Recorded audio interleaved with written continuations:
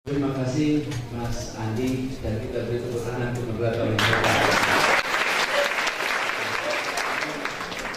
This is one of the best introduction, Pak. Jadi terima kasih sekali. Yang saya hormati Pak Manur yang menyempatkan datang ke sini, Pak Dekan kita. Terima kasih Pak Dekan disempatkan ke sini. Kemudian Pak Sujani buat program studi ya. Dan Bapak Ibu serta teman-teman mahasiswa yang saya boleh cintai ya. Boleh kan cintai? Sampai individual nggak apa-apa ya. Kalau individual nah itu betul gitu. Pak Merdata boleh saya berdiri? Boleh ya? Saya mau izin lah ya, saya berdiri. Ya, ya. Jadi bisa lihat sampai ke ujung-ujung juga. Terima kasih atas kesempatannya. Kita diskusi di sini, ngobrol dengan teman-teman, dan pulang ke Gajah Mada selalu spesial. Bukan saja karena Gajah Madanya, tapi juga karena justru di tempat ini sebenarnya saya tumbuh besar. Di tempat ini saya rute sekolah saya di depan hutan buatan ini. Itu dengan sekolah saya di SD skip. Nah sekarang namanya SD Percobaan. Nah ini hasil percobaan.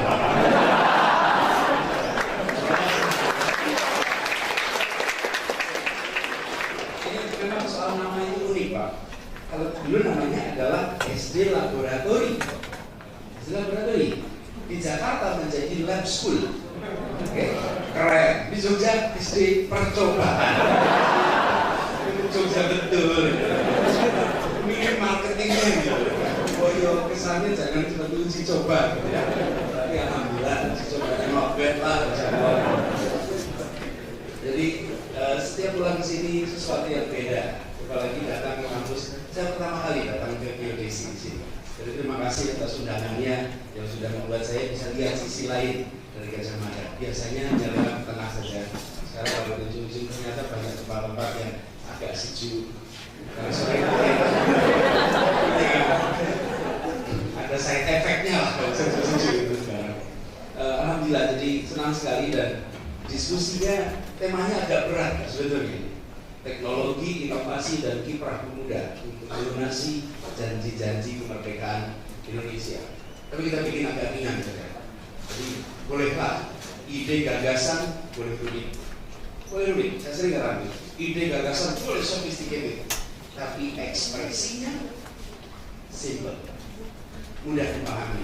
Kita biasanya, saya sudah dulu zaman kuliah beda. Ide gagasan simple, ekspresi rumit.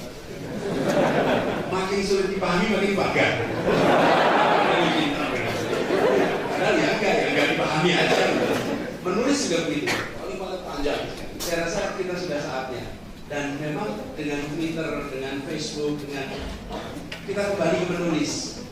Banyak ekspresi-ekspresi yang menjadi lebih singkat, lebih padat, termasuk nama-nama. Saya kemarin cerita Pak, kalau ketika baru pulang itu, saya heran dengan istilah jakal. Dari dulu nggak pernah saya dengar nama jakal. Kita sekarang menyebutnya jalan, berubah menjadi jakal, Monjali, itu kan. Judul namanya Jogja, monumen Jogja. Jadi ada peningkatan. Tapi kembali pada tema kita, we are talking about leadership. Leadership, kepemimpinan. Apa sih leadership itu? What makes you a leader? Apa yang membuat Anda itu pemimpin? Apa yang menjadikan Anda pemimpin? Faktor apa yang membuat Anda bisa disebut pemimpin? What makes you a leader? Ini saya cuma mahasiswa ya Pak ya, jadi boleh macam ya. Jangan bikin dari kepala-kepala. Pengalaman kelas itu jangan tunjuk. Anda kayak gini aja. Apa yang membuat seseorang itu disebut pemimpin? Apanya? Apa? Pengaruhnya. Apa lagi? Satu, gagasan.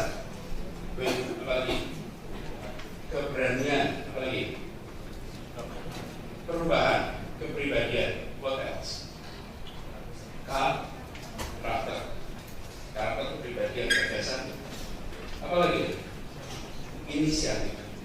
Jadi seseorang yang punya inisiatif, seorang yang karakternya baik,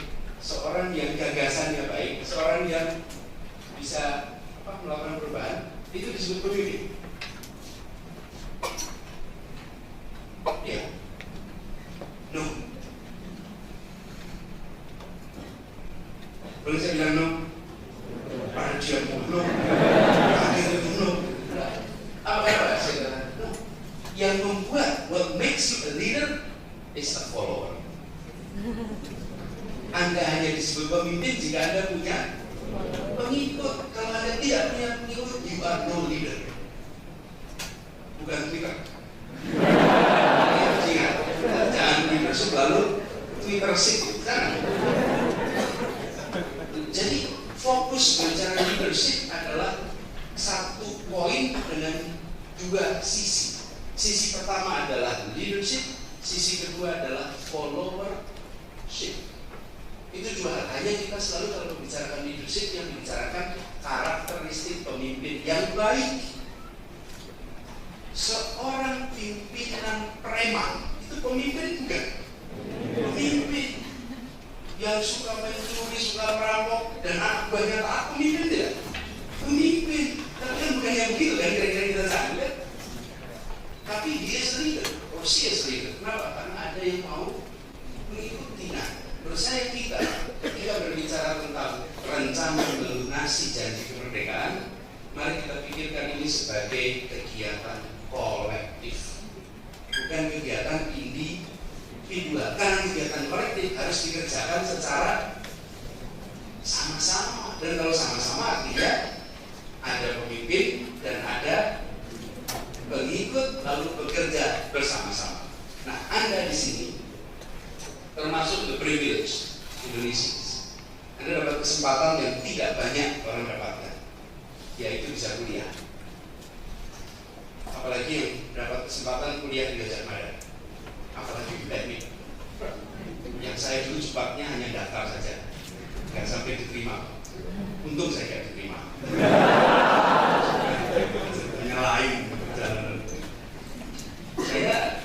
Kita semua waktu SMA kan inginnya masuk teknik keren gitu.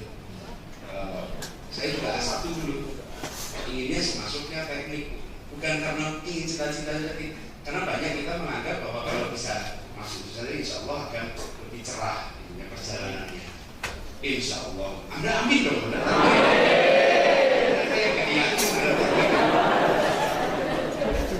Ya. Jadi teman sekalian, ketika kita bicara Anda sebagai the privilege, why the privilege? Tadi Pak Panut memberikan sambutan yang amat bagus.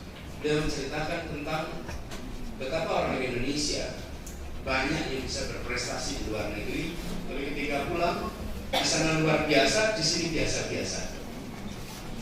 Kenapa itu bisa terjadi? Nanti kita diskusikan.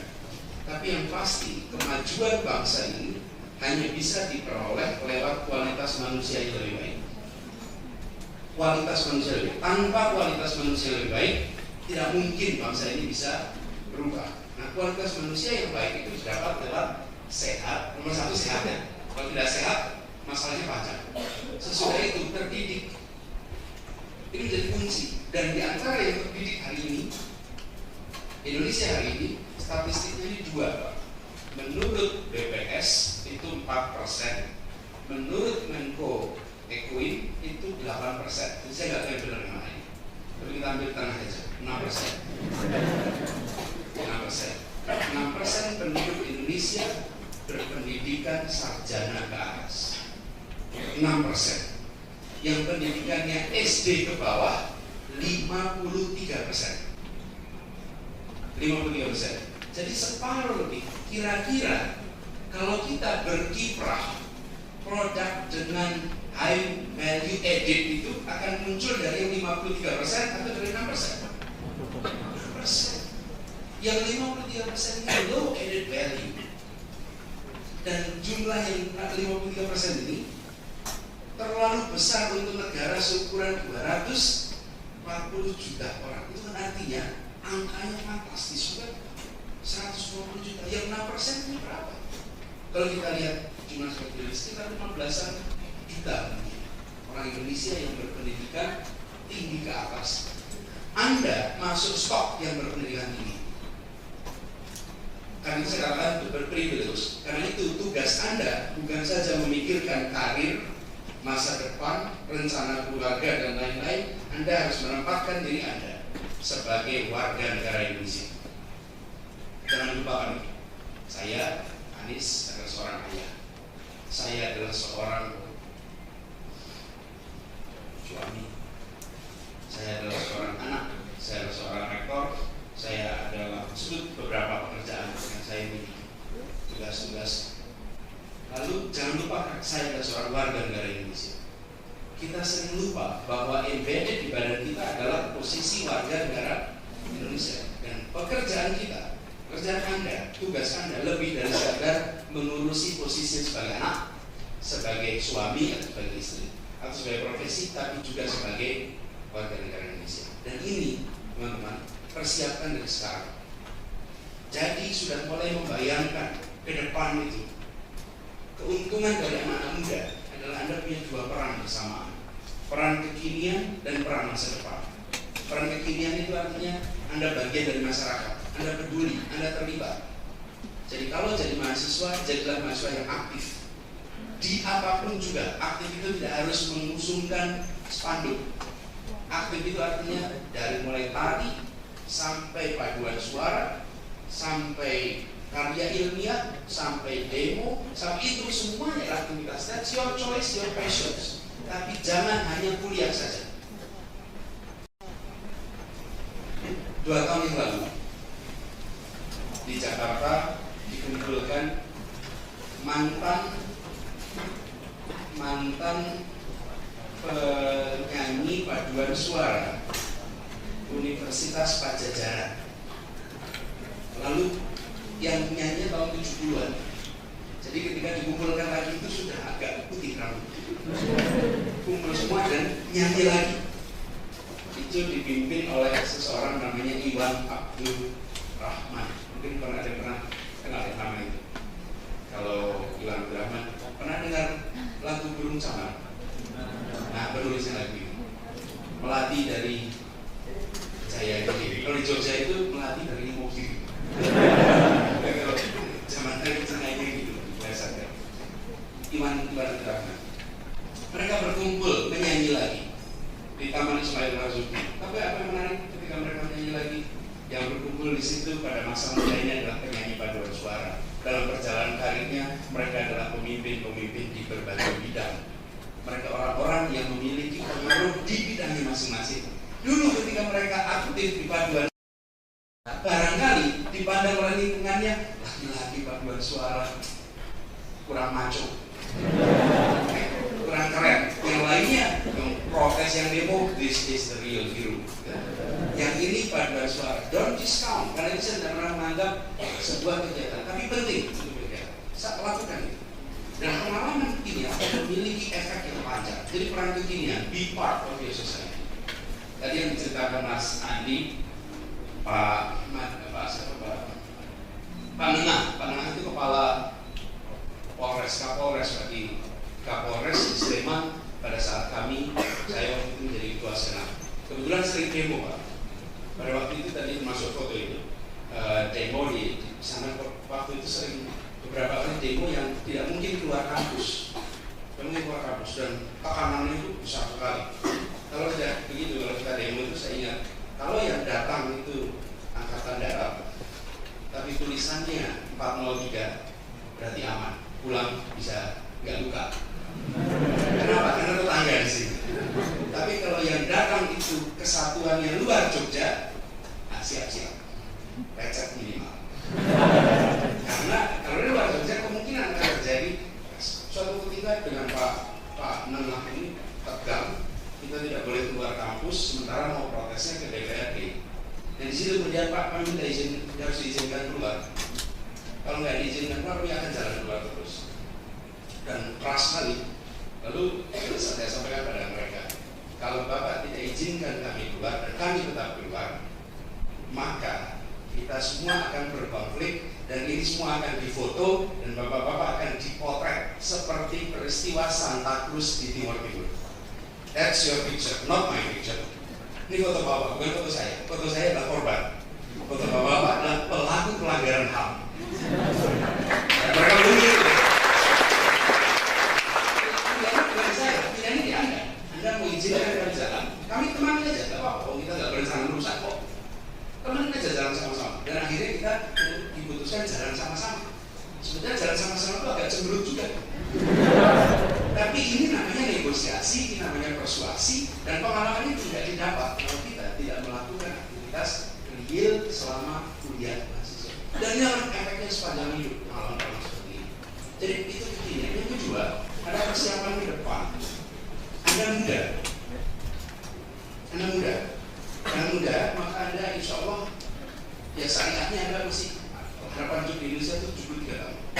Jadi Anda umur 23, sekarang masih punya waktu 50 tahun lagi. Rencanakan seakan-akan mempunyai stok waktu 50 tahun lagi. Kita ini sering tidak merencanakan begitu. Seakan-akan hidup kita ya 5 tahun. Ya umur siapa yang tahu ya. Tetapi merencanakan itu boleh-boleh saja. Persiapkan ini. Artinya Anda akan hidup di era yang berbeda dengan sekarang. Saya sering menganjurkan pada teman-teman yang masih muda, kalau Anda mau berkontribusi untuk bangsa, bayangkan apa yang Anda mau perankan ke depan. Hal apa yang akan harus Anda miliki. Buat teman-teman di sini, saya sering menganjurkan ini. Pada punya CV ya? Punya CV. CV itu nulisnya gimana?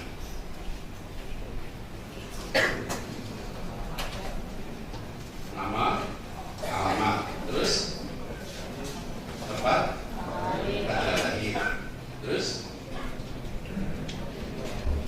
riwayat pendidikan. Kira-kira penting nggak sih Anda lahir di mana? Anda lahir tanggal 7 atau tanggal 8 perlu diketahui orang tidak? Nggak penting. Anda nggak usah masuk tempat tanggal lahir di awal. Itu urusan KTP.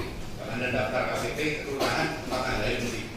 Tapi kalau Anda masang CV, alamat, nama, alamatnya apa? Alamat rumah. Dia belum punya kantor, alamat rumah kan? Sekarang saya ingin menganjurkan pada teman-teman untuk menuliskan CV, tapi tahunnya 2034. Asumsikan Anda sedang berada di tahun 2034, oke? Insya Allah usia Anda 43 tahun, nah seperti saya sekarang. Dari sini Anda tarik itu 20 tahun yang akan datang. Lalu Anda tulis alamat rumah Anda di tahun 2034. Anda harus berimajinasi. Mau di mana Anda? Terus yang kedua, jangan tulis pendidikan. Sudah lewat itu pendidikan 20 tahun yang akan datang. Anda tulis apa yang Anda kerjakan tahun ini. Apa yang sedang Anda lakukan pada masa itu. Tulisnya nanti 2016, kalau udah lulus, yang sekarang skripsi ya 2014, 2016, lalu 2016 ke 2020, 2020 sampai 2028, 2028 sampai 2034. Anda bayangkan itu. Kenapa saya anjurkan itu teman-teman? Seringkali kita menjalani perjalanan ini dengan tidak menengok ke depan, tapi menengok ke belakang. Saya sekolah SD di sekitar, lalu sudah SD SMP, sudah SMP SMA, terlihat semua ujungnya. Kuliah pun terlihat ujungnya. Nanti ada ujian skripsi, terus wisuda, ada penurutan itu, atau ujian tugas akhir, terus wisuda. Sesudah itu, Anda tidak punya ujung lagi, teman-teman. Justru plan it well. Kalau sekarang Anda nggak usah melakukan itu masih nggak apa-apa, karena nanti Anda lihat di fase ini ada ujungnya. Next step Anda nggak lihat di ujung itu. Infinite sampai Anda harus panggil pulang. Di situ sebabnya perencanaan ini menjadi sangat penting. Dan tolong masukkan faktor Anda warga negara Indonesia dalam perencanaan itu. Anda warga negara Indonesia, jadi harus melakukan transisi. Ini perencanaan ke depan. Dan kalau ke depan, boleh saya usulkan beberapa item yang penting. Nomor 1, integriti. Indonesia hari ini mengalami kekurangan orang-orang yang bisa mendorong kemajuan dan berintegritas. Ya. Yang banyak yang menjadi sarjana, banyak yang sudah pada kuliah, tetapi dari sisi integritas sering banyak masalah. Banyak yang ditangkap-tangkap korupsi itu justru orang-orang yang sudah sangat terdidik. Kami Pak di kampus mewajibkan mata kuliah anti korupsi. Wajib, ini sudah berjalan mulai tahun 2008. Dan ketika awalnya di majelis guru besar itu menjadi perdebatan, karena paradigmanya apa mata kuliah itu nggak ada. Paradigma perdebatannya panjang. Di situ rektornya agak pakai tangan besi sedikit, Pak. Pokoknya jadikan ini sebagai MKDU. Harus jadi dimulai, karena tujuannya adalah kampus menjadi pemotong suplai potensi koruptor. Harusnya mulai dari rumah, tapi sudah terlanjur sampai kampus, masa harus dianggap.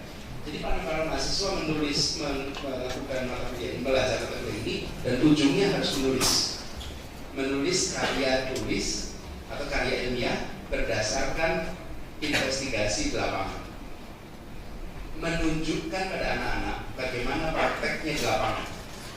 Ternyata kita temukan banyak di antara para mahasiswa. Ini tes ini dilakukan di 12 kota yang pemahaman tentang korupsinya ternyata salah atau permisi. Terlalu banyak hal tidak dianggap sebagai korupsi. Terlalu banyak hal yang sebenarnya yang biasa. Ada satu tim yang melakukan penelitian tentang kutipan supir mobil dinas. Mobil dinas itu ada parkir, ada bensin, ada tol. Itu kutipan-kutipannya itu. Ternyata ada transaksi pasar bukti tol. Jadi harga tol misalnya Rp7.000, maka office boy yang bagian membersihkan itu masuk kantor-kantor menemukan bukti-bukti itu tidak dibuang ke sampah, tapi dipindahkan lalu dijual dengan para supir-supir. Dijualnya misalnya 1.500, harganya 7.500, dijual 1.500. Nah ini nanti dimasukkan dalam bukti pengeluaran yang bisa dijadikan uang 7.500. Kecil-kecil sekali. Dan ketika sudah dilakukan itu semua, ketemu seluruh Indonesia per tahun sekitar 350 miliar rupiah yang bocor dari seperti itu. Kita nampaknya kecil kan? Begitu diagregat, wih fantastis. So it is a problem. Sudah 350 miliar ini dipakai untuk kesejahteraan para supir lebih baik daripada harus bocor dengan cara seperti ini. Di situ kemudian bisa dimasukkan pelaporan yang jauh lebih efisien menggunakan teknologi, tingkatkan kesejahteraan. Tapi bagi para mahasiswa, bagi kita yang sedang muda, menyadari bahwa ini adalah sebuah masalah yang besar, tapi kita sering tidak lihat potret besarnya. Integritas. Yang kedua adalah kompetensi. Kompetensi yang ada di bidang Anda masing-masing. Ini teman-teman sekalian, saya ingin meneruskan yang disampaikan Pak Lalu tadi.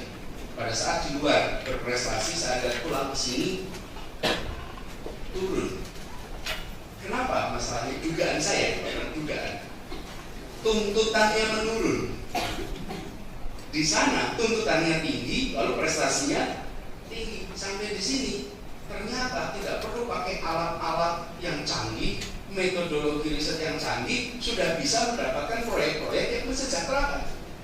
Lalu proyek itu saya tidak. Ketika di sana yang dicari adalah pengembangan ilmu pengetahuan. Ketika di sini yang dicari bukan pengembangannya, tapi ada proyek-proyek dan tidak membutuhkan persyaratan yang tinggi. Karena itu, menurut saya lokasi Anda boleh di mana saja, tapi standarnya harus tinggi. Standarnya harus standar global. Standarnya harus standar global. Jangan standar lokal, standarnya global. Ini dari sisi kompetensi yang harus dibangun. Dan teman-teman semua tidak harus pergi ke luar negeri untuk bisa standarnya tinggi. Anda bisa terlibat langsung dari sini. Teman-teman punya Twitter semua? Punya semuanya punya Twitter. Ada yang nggak punya di sini Twitter? Sudah malu ngaku ya sekarang. Kalau Facebook punya semua? Belum tentu malah ya. Sekarang Twitter lebih populer dari Facebook. Tapi teman-teman sekalian, coba Anda cek Facebook Anda. Teman Anda di Facebook siapa? Kebanyakan teman-teman SD, SMP, SMA, dan teman kuliah. Jadi Facebook ini dipakai untuk reuni, alat yang sangat canggih Anda pakai untuk merawat hubungan masyarakat. Bukan dipakai untuk membangun hubungan masa depan. Anda tidak bisa berteman dengan tempat-tempat orang-orang yang menjadi misalnya penerima hadiah Nobel di bidang Anda. dengan peneliti-peneliti yang karya tulisnya menjadi rujukan di bidang Anda. Mereka semua bisa tersambung. Anda tersambung tidak dengan mailing-list yang merupakan bidang studi yang Anda miliki, yang Anda tekuni, dengan mailing-list internasional di bidang ini. Ketersambungan itu penting sekali, sehingga teman-teman memiliki standar yang lebih tinggi. Karena Anda bandingkannya dengan mereka-mereka yang berada di posisi state of the art. Yang ketiga adalah kesadaran that you are a global citizen. Teman-teman semua, Anda jangan membayangkan dunia 20 tahun lagi seperti sekarang. Anda akan masuk di dunia yang berbeda, dan dunia yang berbeda ini your part of the world, bagian dari dunia. Jadi Anda adalah warga Jogja, Anda adalah warga Indonesia, dan Anda adalah warga dunia. Menjadi warga dunia itu artinya Anda bisa berinteraksi dengan dunia. Kuasai bahasa internasional. Kuasai bahasa internasional. Jangan tidak. Dan Anda harus bisa. Kuasai bahasa internasional itu bukan untuk mengambil ilmu saja, tapi untuk menyebarkan ide dan gagasan Anda. Kalau Anda punya ide dan gagasan dan Anda hanya tulis dalam bahasa Indonesia, maka ya mandek di situ. Tapi jika Anda bisa tulis dalam bahasa internasional, maka ini akan punya efek yang besar. Bicara internasional, airport di sini internasional ya. Siapa yang pernah masuk ke wilayah internasional airport itu? Masuk ke Canada. Anda pernah? Sekarang saya tanya, yang punya paspor di ruangan ini siapa? Alhamdulillah. Banyak juga. Yang belum punya boleh ajukan kan? Biar ingat, Anda belum punya paspor. Saya usul Anda urus paspor itu ya. Dan ini paspor. Terus lihat iklan. Kalau ada penerbangan murah ke Singapura, berangkat pagi sore pulang, yang pakai ongkos, datang ke sana lihat apa tujuannya. ASEAN is coming. Siapa yang paling kuat di ASEAN hari ini? Singapura. Kami membutuhkan Anda yang 6% itu untuk mengalahkan Singapura. We need you to beat them. Tapi untuk Anda bisa mengalahkan Singapura, Anda lihat mereka seperti apa. Anda perhatikan apa yang mereka kerjakan. Lalu Anda katakan pada diri sendiri, saya akan lakukan ini bagi Indonesia dan lebih baik dari Singapura. Itu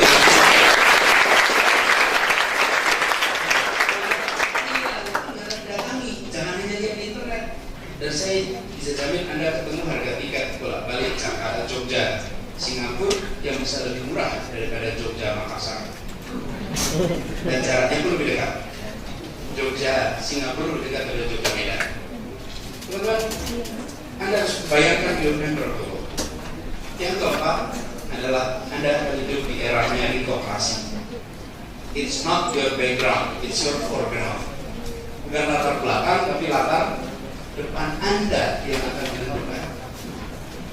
Kita kadang-kadang kalau dengar meritokrasi rasanya pesimis. Masa mungkin sih di Indonesia ada meritokrasi? Saya amat yakin bisa.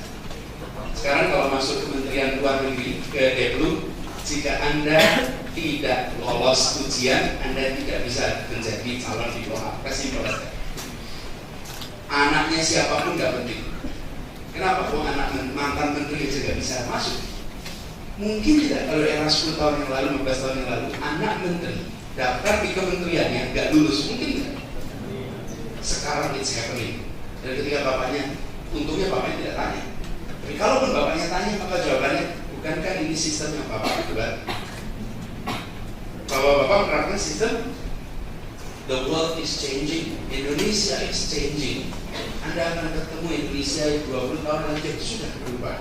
Jangan membayangkan praktek yang selama ini dianggap normal itu akan berkelanjutan. Kamu juga begitu. Kamu juga begitu. Makin hari bukan jumlah atau bukan faktor-faktor non prestasi, tapi faktor-faktor yang menyangkut prestasi. Dan di situ Anda masuk di era yang meritokrasi. Jadi Anda perhatikan hal ini sebagai bagian dari kesiapan Anda. Lalu kalau Anda sudah lakukan itu, tempatkanlah dalam perjalanan hidup, I am again citizen of Indonesia yang akan memberikan makna buat Indonesia kita. Mungkin itu sebagai pengantar. Saya izinkan teman-teman untuk bertanya ya, Mas Andi. tanya, komentar, dan bebas boleh tanya apa saja yang kira-kira saya bisa jawab ya.